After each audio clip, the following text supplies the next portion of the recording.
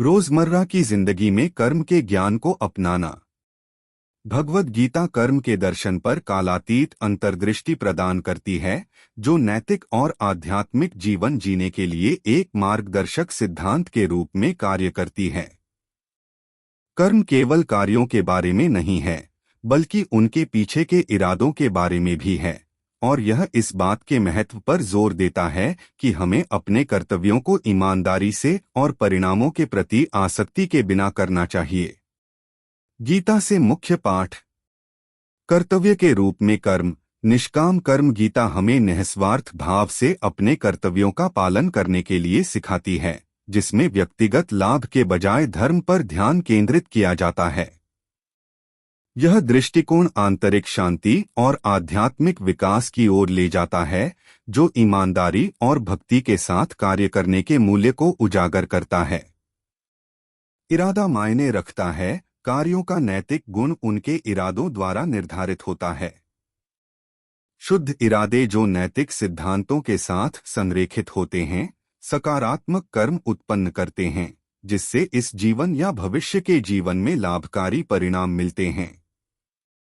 कारण और प्रभाव का नियम। हर क्रिया का एक परिणाम होता है। यह सार्वभौमिक नियम निष्पक्ष रूप से संचालित होता है, जो हमारे अतीत और वर्तमान कार्यों के संचयी प्रभावों के आधार पर हमारे भविष्य के अनुभवों को प्रभावित करता है।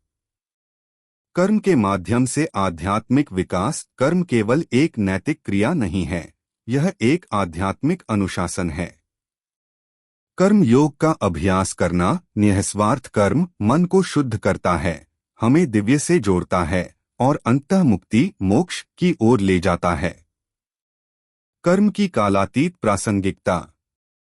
कर्म के सिद्धांत समय और संस्कृति से परे हैं, जो आधुनिक जीवन के लिए मार्गदर्शन प्रदान करते हैं, जहां नैतिक दुविधाएं आम हैं।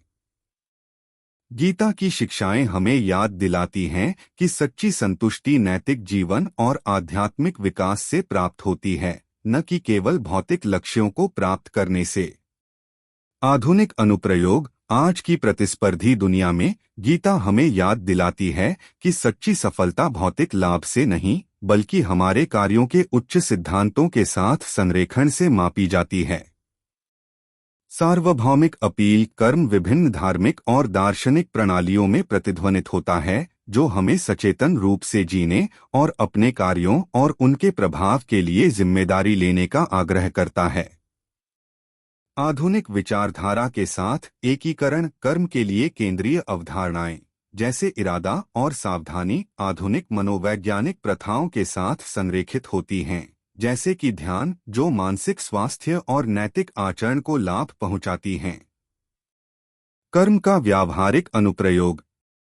कर्म को समझना सिर्फ शुरुआत है, इसे दैनिक जीवन में लागू करना ही वास्तविक परिवर्तन लाता है। चाहे वह व्यक्तिगत रिश्तों में हो, कार्यस्थल में या व्यापक सामाजिक जिम्मेदारियों में, कर्म हमें ईमानदारी, करुणा और जागरूकता के साथ कार्य करने का मार्गदर्शन करता है। व्यक्तिगत जीवन। रिश्तों में कर्म का अभ्यास करने का मतलब है कि हम अपने इरादों और कार्यों के प्रति सचेत रहते हैं, यह सुनिश्चित करते हैं कि वे प्रेम, धैर्य और सम्मान में निहित हैं। यह दृष्टिकोण सामंजस्यपूर्ण संबंधों को बढ़ावा देता है और सामूहिक भलाई में योगदान देता है। पेशेवर आचरण। कार्यस्थल में कर्म का मतलब है कि हम नैतिकता और ईमानदारी के आधार पर निर्णय लेते हैं, जो दीर्घकालिक सकारात्मक प्रभावों पर ध्यान केंद्रित करते हैं, न कि अल्पकालिक लाभों पर। इससे एक स्वस्थ कार्य वातावरण और स्थायी सफलता मिलती है। सामाजिक और पर्यावरणीय जिम्मेदारी। कर्म हमें समाज और पर्यावरण पर हमारे प्रभाव के लिए जिम्मेदारी लेने के लिए प्रेरित करता है। सामुदायिक सेवा, पर्यावरण संरक्षण और सामाजिक न्याय की वकालत के माध्यम से। वैराग्य और एकाग्रता। गीता की शिक्षाओं का एक महत्वपूर्ण पहलू कर्म के परिणामों से वैराग्य है। यह प्रक्रिया पर ध्यान केंद्रित करने की बात है, परिणाम पर नहीं। यह दृष्टिकोण तनाव को कम करता है और हमें अधिक प्रभावी, स्पष्टचित्त कार्य करने की अनुमति देता है। एकाग्रता और उत्पादकता बढ़ाना। परिणाम के बजाय कार्य पर ध्यान केंद्रित करने से उच्च स्तर की एकाग्रता और उत्पादकता प्राप्त होती है, जिससे बेहतर प्रदर्शन और संतुष्टि प्राप्त होती है। आध्यात्मिक विकास वैराग्य आध्यात्मिक विकास के लिए भी महत्वपूर्ण है, जिससे हमें अपने सच्चे स्व के साथ गहराई से जुड़ने और आंतरिक शांति और संतोष का अनुभव करने की अनुमति मिलती है। जीवन भर का अभ्यास और सामूहिक जिम्मेदारी। गीता कर्म को जीवन भर का अभ्यास मानती है, जिसके लिए निरंतर आत्मनिरीक्षण और प्रतिबद्धता की आवश्यकता होती है। यह सामूहिक कर्म के विचार पर भी जोर देती है, जहां व्यक्तिगत कार्य व्यापक समुदाय और समाज के कर्म में योगदान करते हैं। समुदाय और सामूहिक कर्म की अवधारणा इस बात पर प्रकाश डालती है कि हमें पर्यावरणीय मुद्दों और सामाजिक अन्याय जैसी वैश्विक चुनौतियों का सामना करने में सामूहिक जिम्मेदारी निभानी चाहिए। निष्कर्ष: गीता की कर्म पर शिक्षाएं एक अर्थपूर्ण और नैतिक जीवन जीने के लिए एक गहन मार्गदर्शक प्रदान करती हैं। इन सिद्धांतों को अपनाकर हम एक अधिक न्यायपूर्ण, शांतिपूर्ण और सामंजस्यपूर्ण दुनिया में योगदान कर सकते हैं। कर्म हमें सतही सफलता से परे देखने और गहरे आध्यात्मिक आयामों पर ध्यान केंद्रित करने के लिए प्रोत्साहित करता है, जिससे व्यक्तिगत संतुष्टि और व्यापक भलाई दोनों ही मिलते हैं।